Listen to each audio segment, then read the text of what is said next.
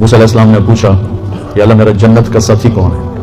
तो अल्लाह ने फरमाया वो कसाई बाजार में बैठता है, वो तेरा जन्नत का साथी। मूसा अलैहिस्सलाम हैरान हो गए कि मेरा साथी कसाई, ना कोई मुजाहिद ना कोई आलिम।